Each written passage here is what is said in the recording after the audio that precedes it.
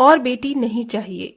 ओफो, ये गर्मियों में साड़ी बांधने में बहुत हालत पतली हो जाती है।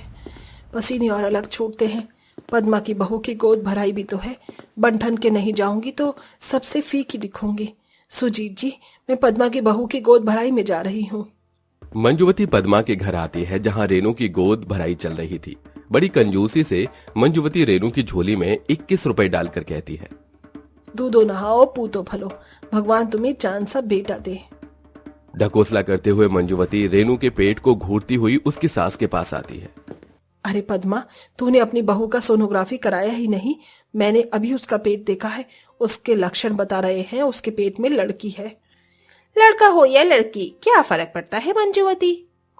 अरे कैसे और क्यों फर्क नहीं पड़ता?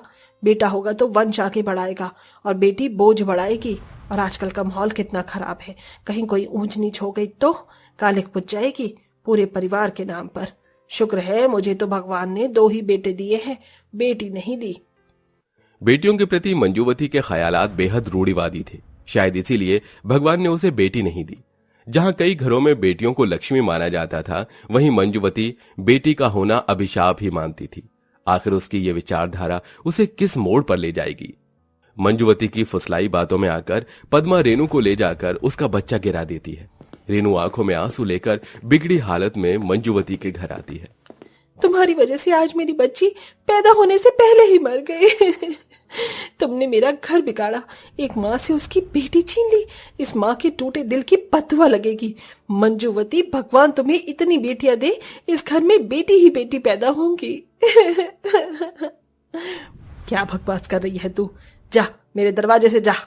मंजुवती रेनू को धक्के मारकर भगा देती है, लेकिन कहते हैं ना कि एक इंसान की दुखी दिल से दी गई बद्दुआ कभी खाली नहीं जाती। थोड़ी दिन में मंजुवती अपने बड़े बेटे आदेश के लिए लड़की ढूंढने निकलती है। पंडित जी, आप तो जानते हैं लाखों में एक है मेरा आदर्श, अच्छा खासा कमाता धमाता। अब तो बस बहू आ जाए तो मैं गंगा नहा लूं। मेरे बेटे के लिए एक ऐसी लड़की ढूंढ कर ले आइएगा। जी बहन जी, ऐसा ही एक रिश्ता लाया हूँ। ये देखिए तस्वीर, सुप्रिया नाम है लड़की का, एकदम सुंदर और सुशील है। मुझको ये पसंद है। आप बात चलाइए, और हाँ, दहेज की बात जरा टाइट होके ही करना। मंजुवती दिल की जितनी कपटी थी उतनी ही बर्ताव की कंजर और लालची भी थी। दोनों परिवार रिश्ता पक्का कर लेते हैं और सुप्रिया बहू बनकर आ जाती है। सुप्रिया के ससुराल में कदम रखते ही मंजुवती उसे पोते की इच्छा जताती है। सुप्रिया बहू, बस जल्दी से जल्दी मुझे एक प्यारा सा पोता चाहिए। कबीर, चल भाभी के पैर छू आगे आकर। जी माँ। नमस्ते भाभी माँ। कबीर तब बस 12 साल का था। सुप्रिया बहू होने की सारी जिम्मेदारियां संभालनी। इसी तरह दिन बीतने लगे और सुप्रिया गर्भवती हो गई। सासू माँ, ससुर जी, आप दोनों दादा दादी बनने वाले हैं। सुना आपने सुजीत जी, आप दादा बनने वाले हैं, आपका पोता आने वाला है। मंजुवती के मुंह से बेटे की बात सुनकर सुजीत उखड़कर बोले, क्यों भाग्यवान, बेटा ही क्यों, बेटी हो जाएगी तो क्या बिगड़ जाएगा? हाँ सासू माँ, आजकल बेटे बेटी में कोई अंतर नहीं। बेटी की बात छेड़ते ही मंजुवती गुस्से में लाल पीली हो गई। बस बहू, मुझे कोई बेटी नहीं चाहिए, समझी? तभी सुप्रिया का पति आदेश बोलता है, क्यों माँ, जब मुझे कोई आपत्ति नहीं, बेटी हो या बेटा, तो आपको क्यों है? और पहला बच्चा जो भी हो। किसी तरह आदेश अपनी मां को समझा लेता है। 9 महीने बाद सुप्रिया की डिलीवरी का समय आ जाता है।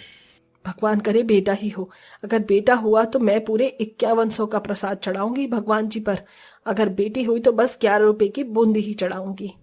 पोते की ख्वाहिश में मंजुवती भगवान को भी लालच देने से नहीं चूकती। थोड़ी देर में सुप्रिया बेटी को जन्म देती है। नर्स बच्चे को मंजू की गोद में देती है। मुबारक हो माँ जी, आपकी बहू की बेटी हुई है। यही नासपीटी आनी थी। सास की बुदबुदाहट सुप्रिया के कान में पड़ते ही उसका दिल रो पड़ा। माँ जी के चेहरे पर एक पल के लिए भी वो प्यार और खुशी दिखाई नहीं दी जो दादी के चेहरे पर होती है। घर में आते ही मंजुवती ने अपनी बात उस पर थोप दी। देख बहू, एक बेटी तो तूने पैदा कर दी, मगर मुझे और बेटी नहीं चाहिए। 1 साल के अंदर अंदर मुझे लड़का चाहिए। ऐसे ही दिन गुजरते हैं और सुप्रिया दूसरी बार भी बेटी को ही जन्म देती है। फिर से बेटी ही पैदा की तूने। माँ जी, मेरे अंदर बेटा है या बेटी, ये मेरे हाथ में थोड़ी है। मैं सिर्फ जन्म दे सकती हूँ। मेरे बेटे का तो बोझ बढ़ा दिया तूने, नास मरी। मेरा बेटा तुम माँ बेटियों का खर्चा चलाएगा या दहेज बचाएगा? माँ, मैं कर लूंगा, लेकिन मेरी बेटियों को मत कोसो, क्योंकि हर इंसान अपनी किस्मत लेकर आता है, खाता है। हर बार आदेश अपनी पत्नी और बेटी के लिए अपनों से लड़ जाता। आदेश कमाने के लिए घर से दूर रहने लगता है। 5 साल गुजर जाते हैं। इस बीच वो अपनी तीसरी बेटी को जन्म देती है। सुनो जी, पूर्वी और खुशी बड़ी हो गई हैं। इस बार आए तो अच्छे स्कूल में एडमिशन करा के जाना। पिताजी, हम दोनों प्राइवेट स्कूल में पढ़ेंगे, आप हमारा नाम वहीं लिखवाना। बिल्कुल नहीं, प्राइवेट स्कूल में पढ़कर क्या तुम दोनों अचार डालोगी? नहीं दादी, मैं तो पढ़ाई चलते डॉक्टर बनूंगी और मैं टीचर बनूंगी। चुप करो दोनों। आदेश बेटा, तू इन दोनों का दाखिला सरकारी स्कूल में करके 12वीं के बाद जो ही 1 लाख रुपए मिलेंगे तो उसी से शादी करके बोझ निपटा देना। माँ बस कीजिए, मेरी बेटी बोझ नहीं है, समझिए आप। जाने सुप्रिया ने क्या कान भरे हैं मेरे बेटे के, जो मेरी एक बात नहीं सुनता। जाने दे उसे एक बार। चिढ़ में आकर मंजू अत्याचार शुरू कर देती है। A for apple, B for ball, C for cat। हाँ हाँ, कर लिया तूने IAS की परीक्षा पास। अब चलो उठो दोनों और पैर दबाओ मेरे। पर दादी माँ, अभी हम पढ़ रही हैं। बड़ी पढ़ाकू बन रही हो ना दोनों, अब देखो कैसे पिटाई लगाती हूँ। मंजूवती दोनों को बहुत मारती है। आई आई दादी मत मारो माँ, दादी माँ। लड़ाओगी अब जुबान मुझसे दोनों? तभी एन मौके पर आदेश भी आ जाता है। माँ छोड़ो मेरी बच्ची को, बस अब बहुत हो गया सुप्रिया, सामान बांधो, अब हम यहाँ और नहीं रहेंगे। हाँ हाँ जा, मेरा भी बोझ टलेगा। कहा था मैंने इस निकम्मी बहू को, और बेटी नहीं चाहिए, फिर भी इन 3 नासपीडियों को पैदा कर दिया। चुप हो जा मुनिया, रो नहीं। आखिरकार मंजू के जानवरों जैसे बर्ताव के चलते आदेश घर छोड़कर चला जाता है। अब सब कुछ मंजू को अकेले ही करना पड़ता है। आई माँ, घर में झाड़ू बर्तन करने में ही कमर टेढ़ी हो गई, अभी तो खाना भी बनाना है। कबीर बेटा, जरा पानी तो पिला दे। खुद से उठकर पी लो माँ, मैं नहीं दे रहा, मैं पबजी खेल रहा हूँ। कैसा निकम्मा लड़का है, माँ की तो एक बात नहीं मानता। खुशी और प्रीता बिना कहे मेरे लिए पानी लाकर देती थी। ये बोलते हुए मंजू की आंखें नम हो जाती हैं और उसे खुद ही उठकर पानी पीना पड़ता है। अब हर रोज काम करने में उसका शरीर एकदम कमजोर हो जाता है और वो चिड़चिड़ी हो जाती है। एक दिन, माँ तुमने खाना क्यों नहीं बनाया? मुझे इतनी जोर से भूख लगी है, मैं क्या खाऊं? कबीर, तू देख नहीं सकता मेरी तबीयत कितनी खराब है? मुझे उससे कोई मतलब नहीं, उठकर खाना बनाओ, खाना बनाओ। बोलते हुए कबीर गुस्से में कांच का जग तोड़ देता है और जैसे ही मंजू उठती है वो उसके पैरों में लग जाता है। माँ, सारा दिन बाहर आवारागर्दी करता है और माँ को घमंड दिखाता है, घर का एक काम नहीं करता। मैं क्यों करूं काम, मैं लड़की थोड़ी हूं। काश कि भगवान ने मुझे एक बेटी ही दी होती। ये कहते हुए मंजू को बेटी की अहमियत का एहसास होता है। वो सुजीत के पास जाती है। अजी चलो, बहू और पोतियों को वापस लाते हैं।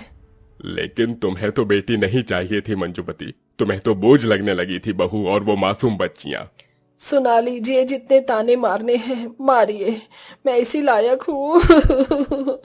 मैंने बेटी को बोझ कहा, लेकिन भूल गई थी कि एक बेटी ही होती है जो 2 कुल की इज्जत रखती है।